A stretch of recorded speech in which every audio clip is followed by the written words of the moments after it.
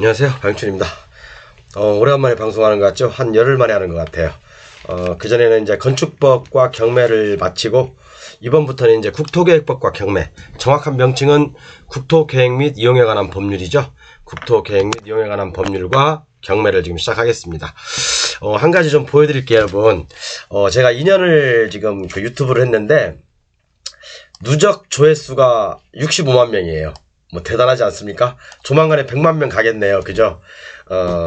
강의 뭐 내용은 욕도 해가면서 담배도 펴가면서 술도 마시고 강의도 하고 그랬는데 누적 조회수가 65만 명이 됐네요. 그리고 이제 이번 강의는 그냥 뭐 전문적인 지식을 얘기하는 게 아니라 국토계획법 강의를 시작하면서 이제 서론을 얘기할 거예요. 용어의 정리라든가 이제 그런 것들 좀 편하게 할 겁니다. 그리고 이제 강의 교재는 12월까지만 판매하시는 거 알죠? 12월까지만 판매하고 그 이후부터는 이렇게 이제 잘라서 판매할 겁니다. 지금까지는 기본 교재하고 블루오션 교재 이렇게 해서 한꺼번에 이제 판매를 했는데, 물론 여기 아래 내용에 있는 것들이 블루오션 교재 다 들어가 있어요. 그러니까 구매하실 분들은 내년에 가격이 더 오르기 전에 분야별로, 내년에는 분야별로 잘라서 팔 겁니다. 이렇게 다 분야별로 이제 잘라서 팔 거니까 가격이 오르기 전에 구매를 하시는 게 좋을 것 같습니다. 어쨌든 그렇게 보시고요. 오늘은 이렇게 해서 이제 기분이 좋네요. 저도 이제 누적 조회수를 한 번도 안 봤거든요. 65만 명이라는 숫자가 어마어마하죠. 사실은요. 거의 뭐 제 강의가 굉장히 어려운데 그래도 누적 조회수가 65만 명이라는 게 저도 깜짝 놀랐어요. 제가 한번 보여드릴게요. 여기 제가 이제 유튜브 제 채널에 들어와서 봤거든요. 오늘 봤어요. 저도 채널에 현재 조회수는 64만 7천 명, 거의 한 65만 명이라고 합시다. 반올림해서 올해 내년에는 한 100만 명 될 것 같아요. 내년에 만약에 100만 명 되면 저의 유튜브도 뭐 작은 유튜브는 아니겠죠? 그죠? 그런데 이렇게 구독자가 13,000명, 이제 14,000명밖에 안 돼. 구독을 안 늘어나 봐요. 구독자가 막 올라가면 이게 경쟁이 심해져서 그런가?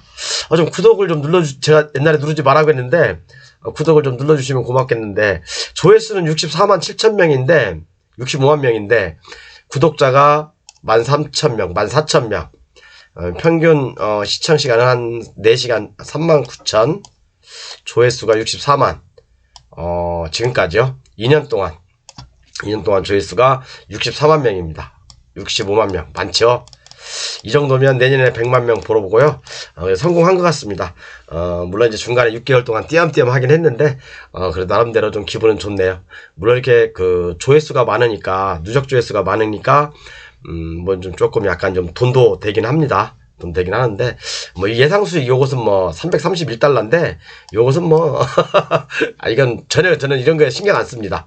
뭐 돈을 어떻게 받는지도 몰라요. 어떻게 받는지도 모르고, 어쨌든 이렇게 해서 이제 뭐 인기 순으로 쭉 나와 있는데, 그래서 좀, 유튜브에서는 그래도 유명인사가 돼가고 있는 듯 합니다.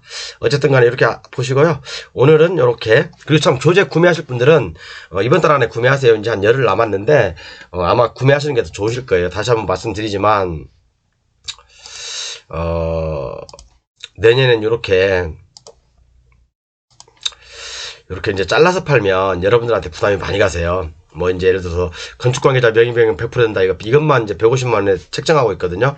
요거하고 이제 맹지 개발 요것만 해서 이제 150만 원 이렇게 책정하고 있는데, 그럼 불법 무허가 건축물 요것도 100만 원. 그러니까 제가 이제 어떻게 보면 저희들만의 핵심 노하우죠. 요것은요. 그죠? 저희들만의 핵심 노하우. 정말로 우리는 다 해결할 수 있죠. 이런 것들. 그죠? 핵심 노하우니까 여러분, 이 중에서 하나만 배운다 하더라도요, 여러분도 충분히 뭐 몇천만 원, 몇 억씩의 어떤 값어치는 있다고 저는 생각합니다. 그래서 좀 그렇게 보시고요. 자, 제 교재를 보면서 이번에 몇 강이더라? 이번 좀 자연스럽게 할 테니까 천천히 그냥 들으세요. 638강.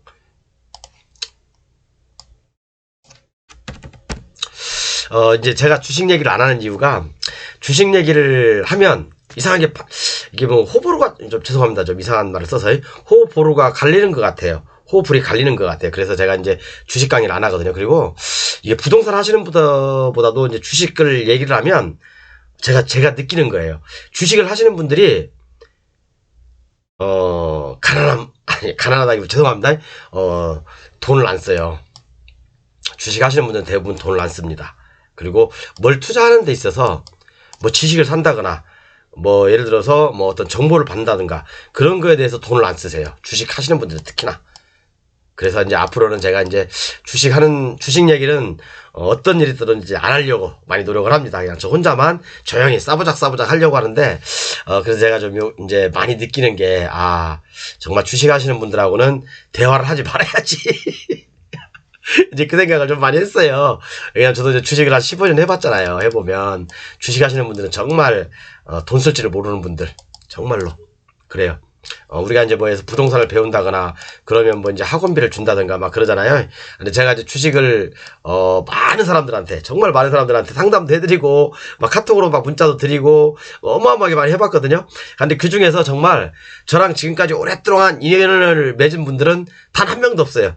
그냥 조금 가르치면 자기가 잘났다고 이제 이렇게 뭐 주식이야 그런 거니까. 그래서 이제 앞으로는 주식 얘기는 절대 안 하기로 이제 어느 누구한테도 주식 얘기는 안 하기로 했습니다. 이제 부동산만 오로지 이제 쭉 가기로 했습니다. 자, 그래서 이제 국토 계획 및 이용에 관한 법률 638강 처음 시작인데요. 이번 시간에 그냥 자연스럽게 들으세요, 여러분. 이제 제가 앞으로 한 10강 정도는 10강 정도 안 될 거예요. 10강 정도는 국토계획 및 이용에 관한 법률에서 언급된 내용들과 여기에 플러스 경매를 같이 얘기할 거예요.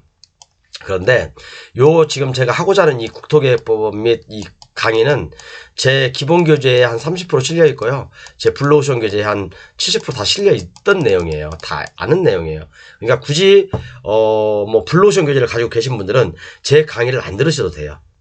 그죠? 물론 이제 거기에는 다 이제 뭐 지금 앞으로 강의할 것도 마찬가지지만 다 숨겨놨죠. 내용들은. 근데 자, 국토계획 및 이용에 관한 법률을 보면 그죠?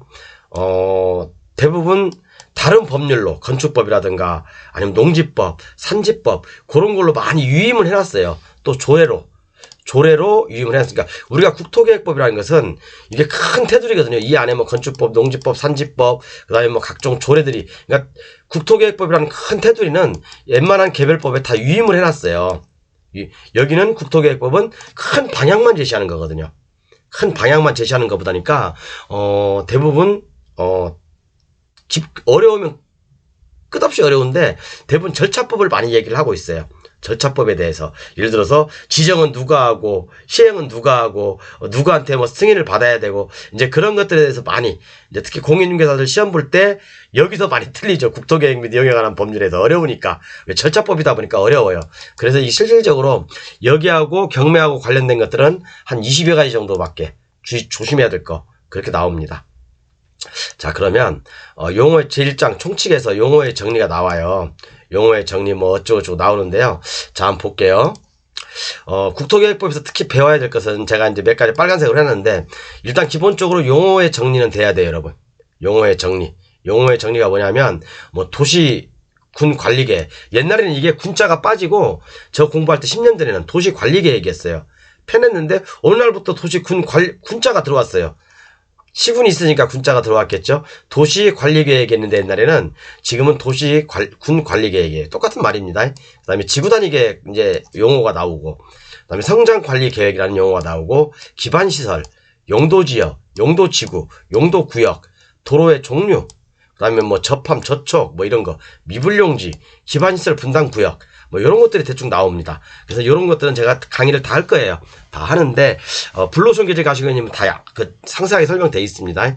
그리고 이제 제 2장에는 광역도시계획. 사실 우리 광역도시계획은 알 필요가 없어요. 그리고 이제 이게 경매하고 또 크게 연관성도 없고 그죠? 그 다음에 도시기본계획. 도시기본계획에서 일부만 제가 강의를 할 겁니다. 여기서는. 이것도 역시 마찬가지로 도시기본계획은 뭐 설계를 어떻게 해야 되고 시행은 어떻게 해야 되고 뭐 그런 것들 나와 있어요. 근데 그게 경매하고는 아무런 관련이 없거든요. 특별히. 그죠? 그 다음에 이제 도시관리계획이라고 나오는데 도시관리계획은 말 그대로 조례로 유임했어요. 다 이제 국토계획법은 조례로 제가 다른 타법으로 많이 유임이 돼 있다고 했죠. 그러니까 국토계획법에서 강의를 하려면 농지법이나 민법과 같이 끌어들여야 돼요.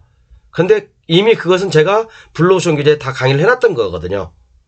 그걸 참고하시면 돼요. 제가 이제 말씀 쭉쭉 드릴 거예요. 그래서 제가 이제 2절에 보면 용도지역, 용도지구, 용도구역 나오고, 그 다음에 도시계획시설이 나오고, 그죠? 4절에 보면 지구단위 계획 나오고, 그 다음에 5장에 개발행위 허가, 요건 제가 할 겁니다, 강의를. 물론 이 개발행 허가에 대해서도 수없이 많이 언급을 했습니다, 제가 600 몇 강 하면서 많이 했고요. 6장 용도지역, 용도지구, 용도구역 플러스 경매, 요것도 제가 얘기를 할 겁니다. 그 다음에 10장에 보면 이제 토지거래 허가 등이 나왔어요. 요것은 이제 다른 법으로 옮겼죠, 그죠? 부동산 거래법으로 옮긴 거죠. 이것은 제가 그때 법을 할 때 다시 할 거고요. 토지거래 허가는 제가 강의를 했었습니다.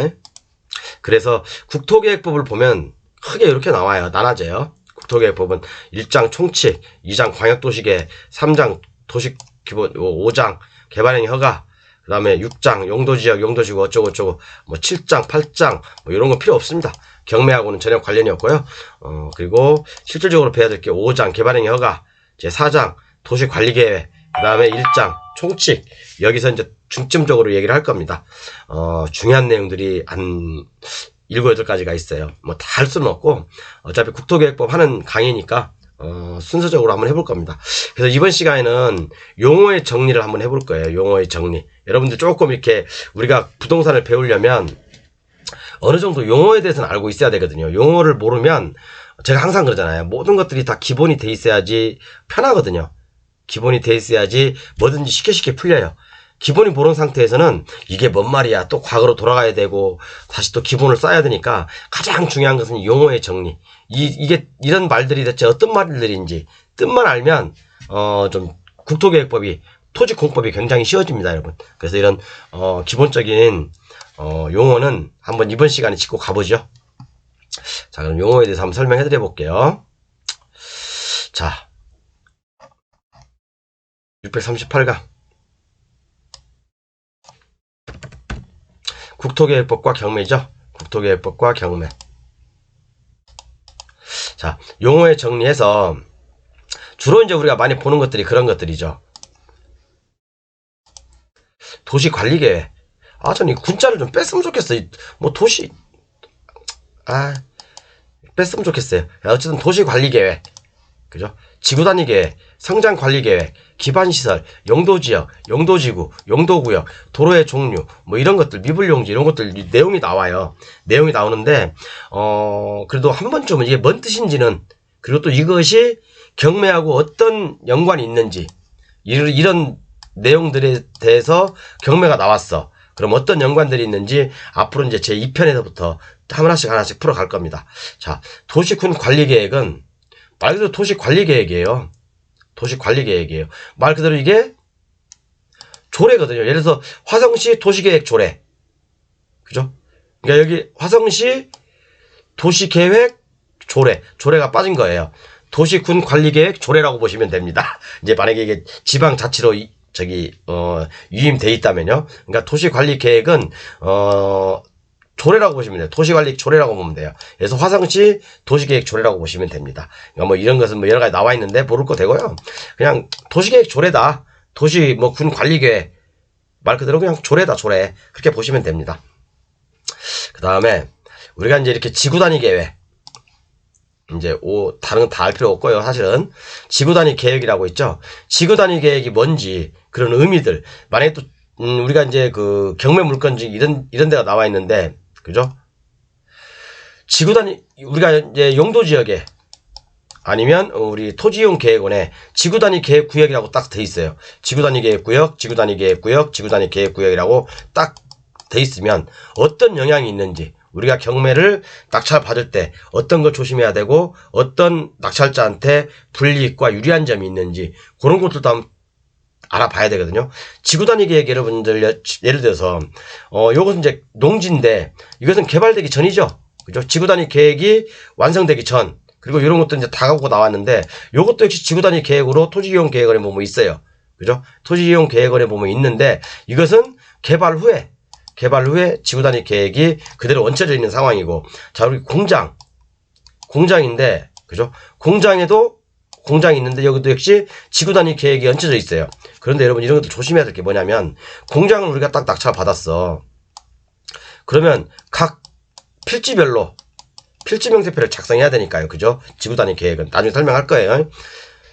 필지별로 너는 여기서 반도체 관련 업종만 해. 너는 여기서 도금 관련 업체만 해. 너는 여기서 음식물, 식품 관련 업체만 들어올 수 있어. 이렇게 만약에 지구단위 계획에서 정해버린다면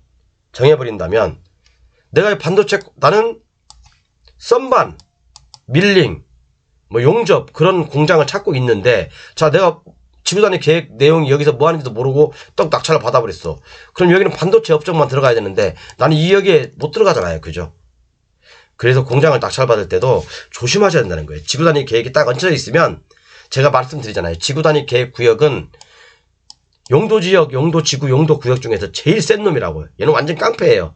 그린벨트에 지구단위 계획이 딱 얹혀져 있어도요, 지구단위 계획이 시키는 대로 해야 돼요. 지구단위 계획을 세운 대로 해야 됩니다. 그 지구에, 그죠? 계획을 세운 대로 해야 됩니다. 지구단위 계획이 내용대로 해야 되는 거예요. 그렇기 때문에 깡패 중에 깡패가 이 지구단위 계획 구역이에요. 제일 무서운 놈입니다. 얘가 딱 토지용 계획원에 있다. 그럼 일단 긴장을 해야 됩니다, 여러분. 뭐 김장이 아니라 긴장. 그죠? 김장은 11월달이나 12월달에 하죠? 네, 긴장은 항상 하셔야 돼요. 지구단위 계획을 있는 토지를 낙찰을 받거나 공장을 낙찰을 받거나 그런 물건을 낙찰을 받을 때는 항상 조심하셔야 됩니다. 요것도 나중에 지구단위 계획에 대해서도 지침까지 다 해서 설명을 해드릴 거고요. 그 다음에 이제 5-3에 보면 용어의 정리 중에 성장관리 계획이라고 있어요. 성장관리 계획이라고 있어요. 성장관리 계획은 두 가지로 나눌 수 있죠. 성장관리 권역과 성장관리 계획 구역으로 나눌 수 있습니다. 요것도 일전에 제가 블루오션 교재에 실어놨고 설명을 해놨습니다. 아주 상세하게 설명을 해놨죠. 그죠? 이 두 개는 똑같은 말이긴 하지만 내용이 180도 다릅니다. 그래서 제가 어떤 얘기를 했냐면, 성장관리 계획 구역을 얘기하면서 2024년도에는 대한민국 토지에 커다란 물결이 일어난다. 대박일 수도 있고 그렇지 않을 수도 있다. 지금은 성장관리 계획 구역으로요 많이 지정하고 있는 추세입니다. 요걸 뭔 내용인지 알아야 될 거 아닙니까? 모르시는 분은 미리 예습하실 분들은 제 블루오션 교재에 있으니까 참고하시고요. 성장관리 권역은 말 그대로 그잖아요. 그죠? 경기도로 갔다가 서울 경기를, 그죠? 여기 이게 서울이고, 그죠? 요렇게 나누잖아요. 그죠? 여기는 과밀억제 권역, 그러니까 몇 개 이렇게 해서 경기도 서울하고 몇 개인데 과밀억제 권역, 그죠? 여기는 자연보전 권역, 그죠? 이쪽은 성장관리 권역, 요렇게 나누죠. 그죠? 이해 가시죠? 나중에 한꺼번에 설명해 드릴 겁니다. 성장관리 계획이 뭔지, 또 성장관리 계획이라기보다는 성장관리 권역, 우리가 이제 토지이용 계획원에 보면 또는 성장관리 계획 구역이라고 나옵니다. 요것도 아셔야 됩니다. 그래서 요렇게 경매물건에 성장관리 권역이라고 나온 게 있고 성장관리 계획이라고 딱 나온 게 있어요. 같은 화성시라 하더라도 한쪽은 성장관리 권역으로만 뜨고 한쪽은 성장관리 계획 구역이라고 뜹니다. 이렇게 토지, 제가 이제 뭐 다 캡처는 못했지만 어쨌든 요렇게 토지이용 계획원에 보면 나옵니다. 또 우리가 경매물건지에 보면 나와요. 자, 그리고 이제 기반시설에 대한 얘기인데, 기반시설에 관련해서 우리가 경매를 하는 사람들도 많이 착각하면서 실수하는 경우가 많아요. 진짜 속된 말로 이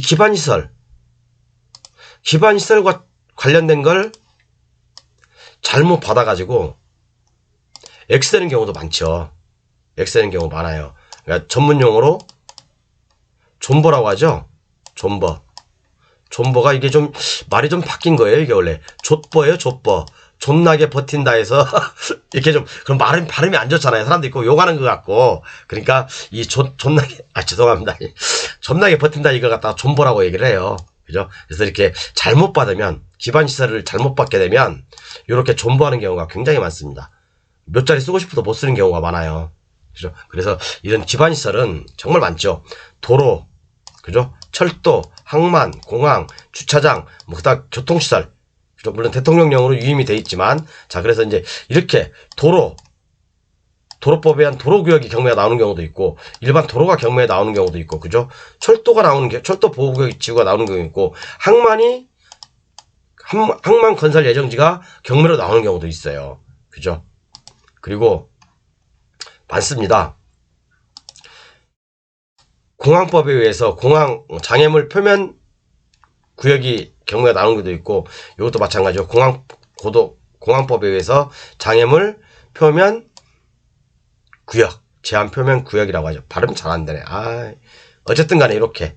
그죠? 그 다음에 대공방어 협조구역. 이것은 군사 및 군사시설 보호법에 나오는 거죠. 그 다음에 주차장. 이렇게 나오는 경우도 있고, 노예 주차장이 또 나오는 경우도 있고, 일반 주차장이 나오는 경우도 있고, 일반 뭐 건물 안에 있는, 그런 건물 안에 있는 주차장이 나오는 경우도 있고, 이렇게 또 이제 건물이 있는데, 건물 밖에 지분으로 된 그 주차장이 나오는 경우도 있어요. 그리고 또 이런 교통광장도 기반시설이거든요. 이런 교통광장이 경매로 나오는 경우도 있고, 그리고 이제 또 다번에 보면 광장, 공원, 녹지 등 이런 것들이 경매에 나오는 경우가 있어요. 그래서 이런 것들 잘못 받게 되면 여러분들 물론 잘 받으면 대박이에요. 잘 받으면 대박인데 잘못 받게 되면 여러분들은 평생 여기에 콧겨야 된다. 존버해야 됩니다. 여기서 진짜. 그래서 도시 자연 공원 구역이냐, 어린이 공원이냐, 일반 공원이냐, 또는 아니면 근린 공원이냐, 그런 거에 따라서 다 달라요. 그죠? 이것도 기반시설이에요. 제가 했잖아요. 광장, 공원, 녹지 이런 것도 기반시설이라고요. 그렇죠? 그래서 이런 거 잘못 받으면 큰일 납니다. 그래서 이제 뭐 도립공원이냐, 공원마을지구냐, 아니면 국립공원이냐, 지방 뭐 이제 시립공원이냐 여러 가지 나눌 수 있죠. 근데 그런 것까지는 다 알 필요 없이 중요한 거 몇 개만 아시면 돼요, 여러분들. 그다음에 이제 근린공원, 그죠? 제가 항상 얘기하지만 이런 공원이나 근린공원은 뭐라고요? 도시계획시설이죠. 도시계획시설, 그죠? 그다음에 도시자연공원 구역은 뭐예요? 이것은 국토계획법에서 용도지구예요. 용도구역입니다. 용도구역 참. 그죠? 그 차이도 제가 두 번인가 설명을 해드렸고요. 제 블루오션 교재 아주 상세히 녹지용지. 이것도 역시 기반시설입니다. 여기 보면, 이렇게 보면 여기 녹지용지라고 돼 있죠. 이렇게요. 제가 이걸 이렇게 캡처해 놓은 거 드릴게요. 물건을 갖다가요. 녹지용지. 그죠? 그럼 이런 것들이 경매에 나왔을 때 우리는 어떻게 대처를 해야 될 것인가? 헷갈리죠, 여러분? 지금 전문가들도 이런 거 되게 헷갈려 합니다. 몰라요. 낙찰 딱 받아놓고 손도 못 쓰고 그런 경우도 많습니다, 여러분. 조심하셔야 되고요. 이런 건 이제 2편에서부터 계속 할 거예요, 이제요. 그 다음에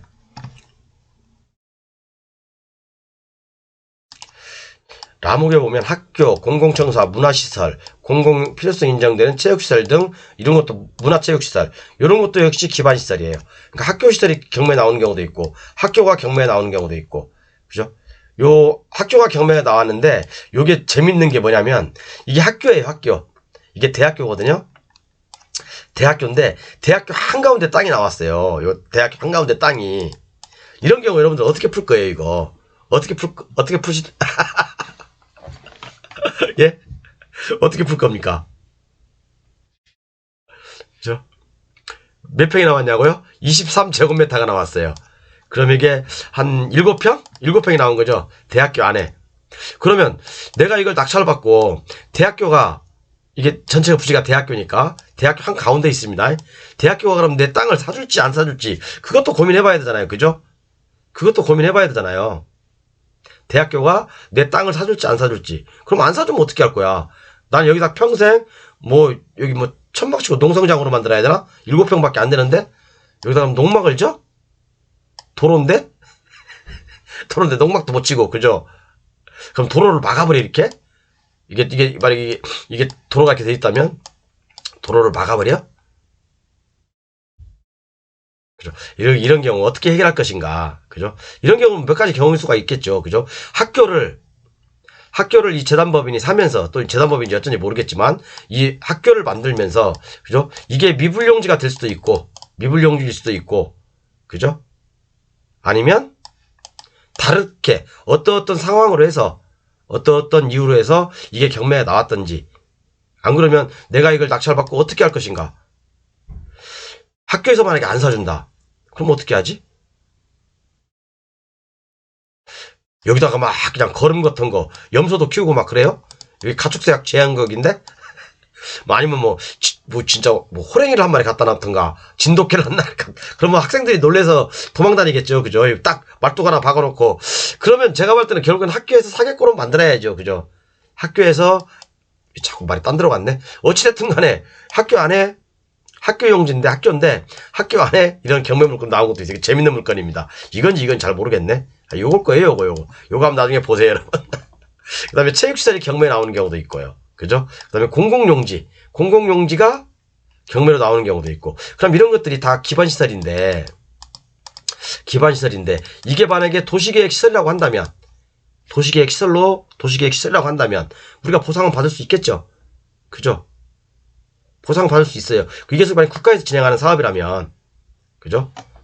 보상 받을 수 있습니다. 이 학교도 역시 국가 거라면 공립이라면 우리가 이것은 매수 청구 대상이 될 수가 있겠죠. 그죠? 안 그러면 미불용지였던지 그죠? 안 그러면 이제 뭐 이도저도 아니다 그러면 이제 아까 말한 대로 뭐 진짜 여기다가 말뚝 하나 박아놓고 뭐 불독을 하나 갖다 놓는다든가 아니면 뭐 진짜 냄새가 많이 나는 뭐 똥을 갖다 놓을까? 그럼 학교에서 냄새 난다고 사겠죠. 그죠? 7평인데 몇 평 안 되는데 제가 봤을 때 살 것 같은데 안 사나? 아니 여기 못 들어오게 하나 그럼 학교로? 그건 아닐 것 같고 그죠? 도로를 함부로 막을 수 없으니까 이런 거 재밌는 물건도 있습니다. 어쨌든 간에 그 다음에 공공시설 용지 만약에 도시계획 시설이라면 이것도 수용이 되겠죠. 여기 공공시설 용지라고 돼 있죠. 이렇게 그 다음에 또 이제 기반시설 중에 하천도 기반시설이에요. 여러분 하천도 기반시설이다. 유수지 하천 뭐 방화설비 뭐 방제시설 이런 것들 그러니까 이거 하천 소하천구역 또는 취약 방제시설 그러니까 방제시설 지구도 지정되어 있는 것도 있고 그 다음에 소하천구역도 있고 여기 어딨냐 소하천구역이 여기 있죠. 소하천구역 그 다음에 하천 여기 보면 글씨가 너무 쬐까려서 안 보이죠. 어딨어? 안 보이는데? 여기 있네. 지방 2급 하천. 자, 그럼 이런 것들을 어떻게 할 것인가? 그죠? 이거 뭐 적은 돈도 아니에요. 495억 5천, 아니, 49억 5,500이네. 그죠? 49억짜리가 하천이야, 하천. 하천이 일부가 있어요. 농지 중에 하천이 일부가 있다고요. 그죠? 근데 여러분 그거 아세요? 제가 일전에 한번 강의하면서 말씀드렸는데, 블루오션 강의하면서. 하천은 수용할 때 의외로 돈을 많이 줘요. 의외로. 그 이유는 제가 그때 설명해드린 걸로 알고 있는데 어쨌든 그렇게 봅니다. 이것도 기반시설이 있고 그 다음에 뭐 장사시설이라고 한다면 뭐 봉안당, 낙골당 뭐 그런 거겠죠. 봉안당이 경매로 나오는 경우도 있고 이런 거. 제가 아시는 분은 이제 봉안당을 낙찰 받아가지고 여기가 이제 보면 봉안실이 요 낙골 함이 뭐 8단 막 그렇게 많이 있죠. 뭐 가로 쭉 그 하나에 뭐 보통 뭐 500, 1000씩 갑니다, 여러분. 맨 아래가 제일 싸요. 맨 아래 칸이. 그러니까 이것도 계급이 있나 봐요. 그러니까 이렇게 봉안시설을 낙찰 받아가지고 몇백억 버신 분도 계십니다. 제가 아시는 분은. 그 다음에 이제 뭐 폐기물 처리 시설, 요것도 이제 뭐 폐기물 처리 시설, 재활용 시설, 요런 것도 도시계획 시설이에요. 기반 시설입니다. 그래서 보면 경매 물건에 분뇨 쓰레기 처리 시설, 요런 것들이 이렇게 나옵니다. 그죠? 이렇게 나와요. 분뇨 쓰레기 처리 시설, 요런 것들은 지금 특히 화장실 같은 경우는 허가내기가 힘드니까 돈이 되죠. 이런 것들은요. 이런 거 허가증만 갖고 있어도요. 그래서 요렇게 이제 기반시설들이 이렇게 많습니다. 기반시설이 이렇게 많은데 이런 것도 다 추후에 계속해서 국토계획법 하면서 여러분들하고 같이 연구하면서 공부를 할 거예요. 그리고 이제 그 기반시설 중에서 제일 중요한 게 뭡니까, 여러분? 도로죠, 도로. 기반시설 중에 제일 중요한 건 도로입니다. 누가 뭐라고 해도. 기반시설 중에 도로와 관련된 사항은 그죠? 어디에 나와 있냐면 도시군계획시설의 결정 구조 및 설치 기준에 관한 규칙이 나와요. 도로와 다른 시설의 연결에 관한 규칙은 도로에 대해서 그 연결 허가를 얘기한 거고 요것은 도로를 어떻게 만들어야 될 것인가 설치 기준을 얘기하는 거예요. 도로와 다른 시설의 연결에 관한 규칙은 입체교차로 또는 평면교차로에 우리가 이제 그 다른 도로를 연결할 때 연결 허가에 대해서 얘기하는 거지만 이 그 규칙은 설치 기준이에요. 도로의 설치 기준, 철도, 항만, 공항, 주차장, 뭐 이런 거, 궤도. 근데 여러분, 우리가 이런 거 알 필요가 있을까요? 알 필요 없어요. 예를 들어서,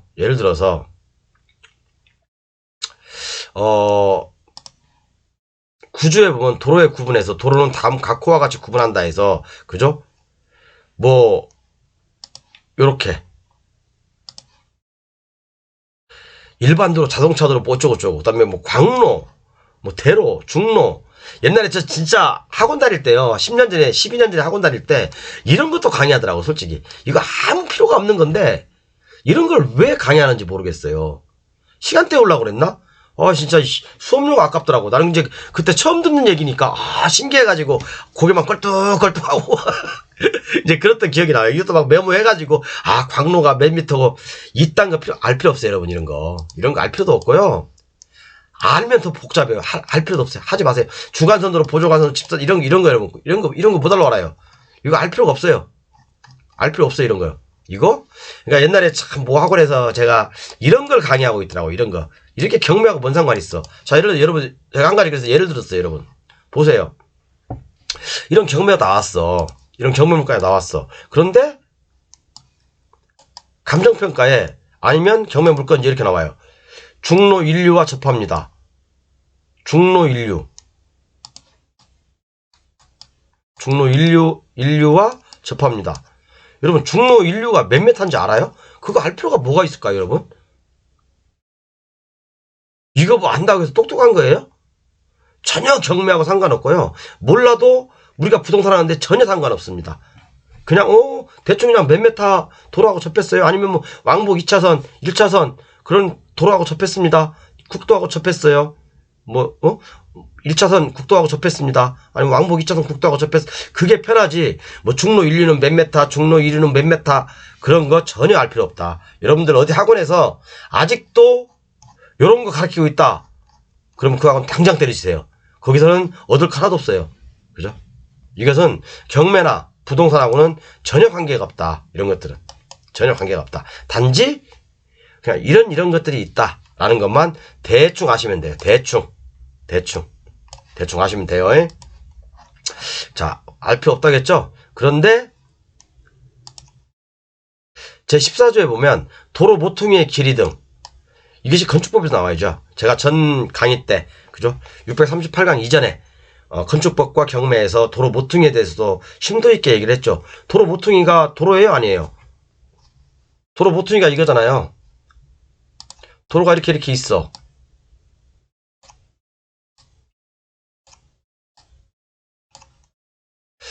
차량의 통행을 원활히 하기 위해서 이렇게 우리가 도로 가각전지를 하죠. 이렇게, 그죠? 이게 도로 모퉁이라고 하잖아요. 이 부분을. 삼각형 부분을 도로 모퉁이라고 하죠. 그럼 이게 도로예요? 아니에요? 모르세요? 모르면 제 강의 보세요.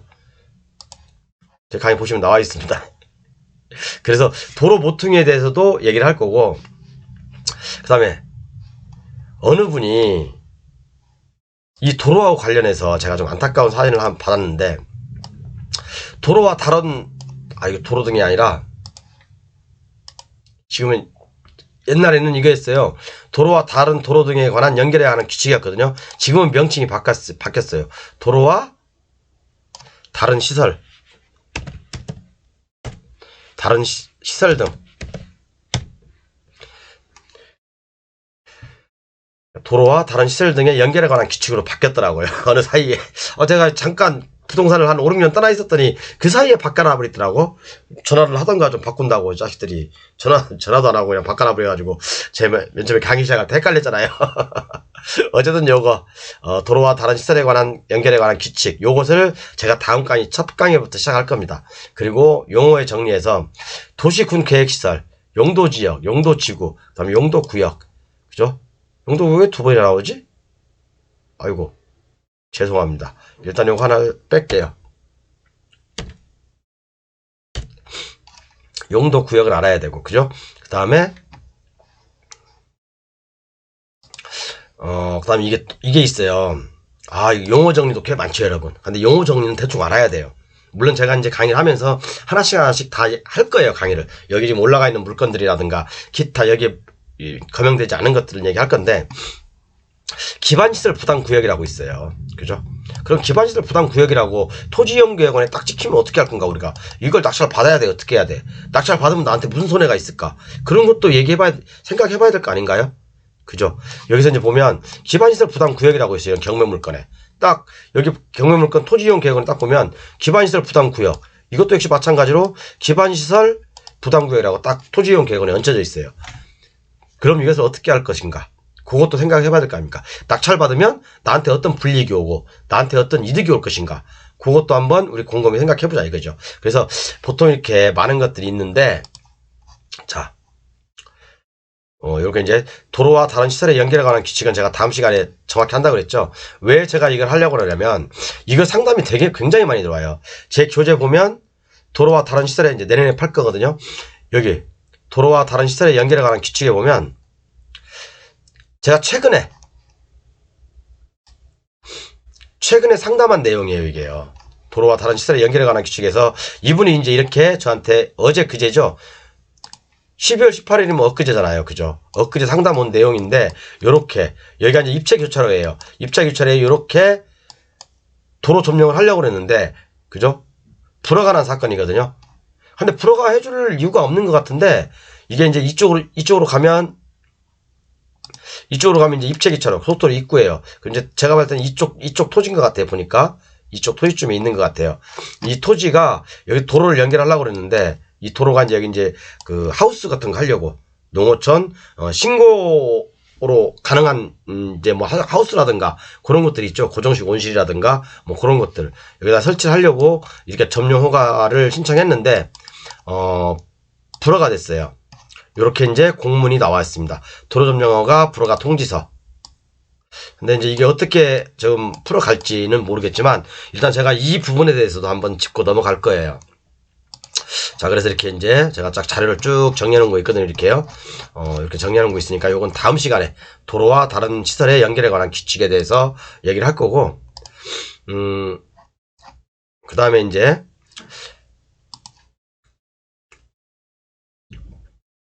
뭐 현황도로의 초팝 뭐 이런 건 뭐 할 필요 없고, 자, 보면, 그리고 이제, 우리가 또 하나 알아야 될 게 여러분들이, 접함과 조촉도 제가 옛날에 한번 살짝 말씀드렸는데, 아직도 이걸 경매하시는 분들 모르시는 분이 많아요. 접함은 말 그대로 이렇게 접했다는 거, 도로하고 접한 거고, 조촉은 도로에 포함됐다든가, 도로가 일부에 포함됐다든가, 내 토지가 도로 전체가 포함됐다든가, 그죠? 그렇다고 경매물건지에 아니면 감정평가서에 도로에 포함 이렇게는 안 하거든요. 도로에 저촉 이렇게 나옵니다. 경매물건지에는 이렇게 일부가 포함됐다든가 또는 전체가 포함됐다든가, 요것은 저촉이라고 하는 거고, 도로와 내 토지가 맞다 갔다, 그럼 요것은 접함이라고 하는 겁니다. 접함과 조촉, 여러분들 이 용어조차도 헷갈리면 안 돼요. 이제는 이거 헷갈리시는 분 굉장히 많더라고요. 자, 보세요. 그래서 경매물건지에 보면, 자, 세로가 도로에 접하며 나오죠. 그 다음에 또 여기는 일부가 저촉되는 바, 저촉이라는 건 뭐예요? 포함됐던지, 그죠? 일부가 포함됐던지. 그러니까 여기는 일부 저촉이라고 됐잖아요. 그죠? 일부가, 이게 도로면,